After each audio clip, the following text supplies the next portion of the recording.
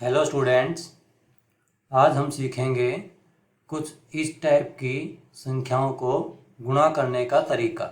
इन संख्याओं में आपको एक समानता दिखाई दे रही होगी। इनमें सभी में धाई का जो अंक है वो हमारे पास क्या है, शून्य है। और जिनको हम गुणा कर रहे हैं उनमें सैकड़े का अंक समान है।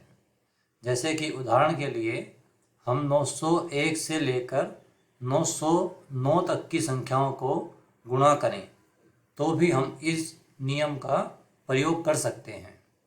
801 से लेकर 809 तक की संख्याओं को आपस में गुणा करें तो भी हम इस नियम का प्रयोग कर सकते हैं।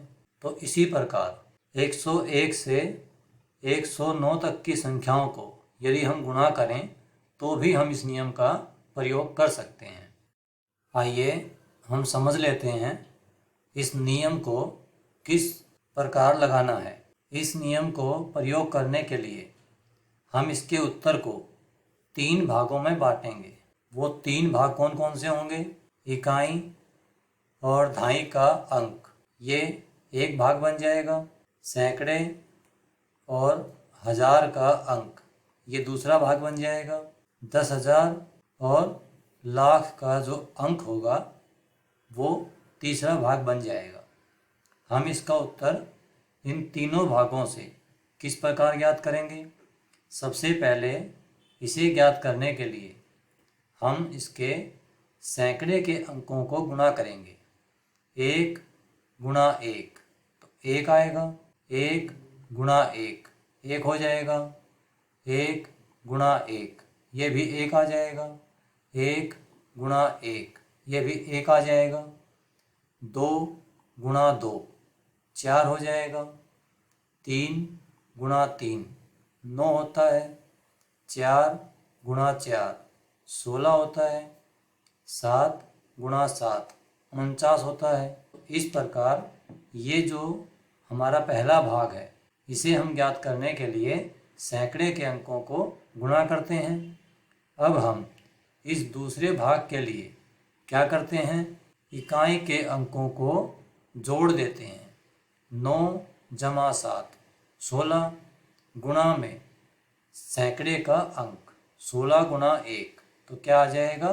16। इसी प्रकार यहाँ भी 8 जमा 4 12 गुणा 1 तो 12 आ जाएगा। 6 जमा 3 9 गुणा 1 तो क्या आ जाएगा? 9 आ जाएगा।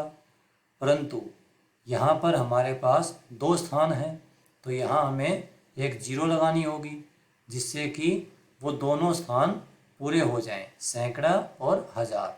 इसी प्रकार यहाँ भी करेंगे।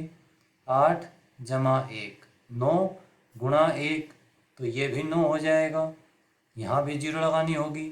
4 जमा 3 7 गुणा 2 14। इसी प्रकार यहाँ भी करेंगे। 7 जमा 4 11 गुणा 3 कितना हो जाएगा? 33। 9 जमा 2 11 गुणा 4 तो क्या आ जाएगा? 44। 2 जमा 6 8 गुणा 7 तो क्या आ जाएगा? 56। और अब हम लिखेंगे आखिरी ग्रुप। आखिरी ग्रुप में हम क्या करते हैं? जैसे हमने सैकड़े के अंकों को यहाँ गुणा किया था वैसे ही इकाई के अंकों को यहाँ गुणा कर कर लिखेंगे। 9 गुणा 7 63। 8 गुणा 4 32। 6 गुणा 3 18। 1 गुणा 8 8। परंतु यहाँ भी 2 अंक हैं तो इसमें भी हमें जीरो लगाना होगा ताकि वो इकाई और धाई के दोनों अंक बन सकें। 3 गुणा 4 12। 7 गुणा 4 28। 9 गुणा 2 18। 2 गुणा 6 12। तो इस प्रकार ये हमारे पास इन सभी की गुणा आएंगी। इन सभी को यदि हम गुणा करते हैं तो ये हमारे उत्तर होंगे। तो इसके लिए हमने क्या सीखा? 3 ग्रुप बनाने हैं। पहले ग्रुप में हम क्या करेंगे? सैकड़े के अंकों को गुणा करेंगे। दूसरे ग्रुप में इकाई के अंकों को जोड़ेंगे और सैकड़े के अंक से उसे गुणा करेंगे। 9 जमा 7 16 गुणा 1 तो 16 आ जाएगा। और तीसरे ग्रुप में इकाई के अंकों को गुणा करेंगे। तो इस प्रकार हम इस तरह की सभी संख्याओं की गुणा कर सकते हैं। अब हम इसमें एक उदाहरण लेकर और एक गुणा को करते हैं। जैसे कि 903 गुणा 904। तो सबसे पहले 9 गुणा 9 करेंगे तो 81 आ जाएगा। उसके बाद इनको जोड़ेंगे, 3 जमा 4 7 हो गया। उस 7 को 9 से गुणा करेंगे तो 63 आ जाएगा। उसके बाद 3 गुणा 4 12 हो जाएगा। अब हम इसमें एक स्पेशल टाइप का क्वेश्चन करेंगे जिसमें कि इस नियम में हमें कुछ और भी बढ़ाना होता है। अब वो कैसे?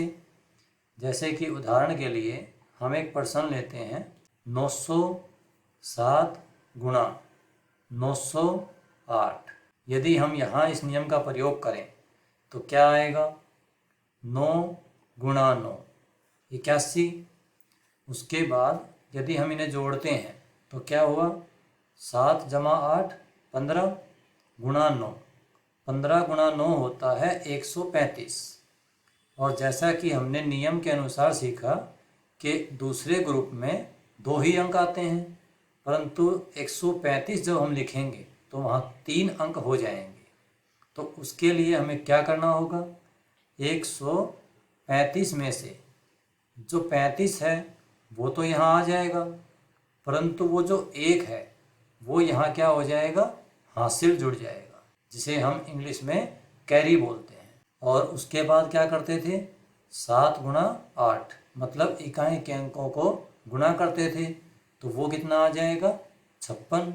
तो ये जब 1 इसमें जुड़ेगा तो हमारा उत्तर क्या बनेगा? 82 35 56।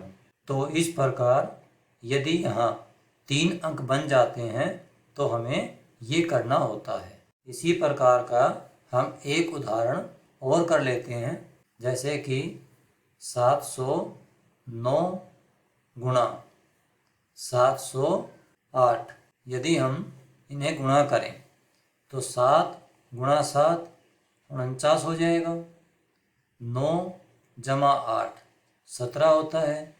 17 गुणा 7 17 गुणा 7 119। तो 1 तो हासिल जुड़ेगा और 19 यहाँ लिखा जाएगा 119। और 9 गुणा 8 72 हो जाएगा। तो अब जो ये 49 है उसमें 1 हासिल जुड़ा तो कितना हो गया? 50। उसके बाद 19 72। तो ये हमारा उत्तर बनेगा। और यदि जैसा कि हम ऊपर कर चुके हैं 2 ही अंकों की संख्या आए तो हमारा उत्तर डायरेक्ट आ जाएगा।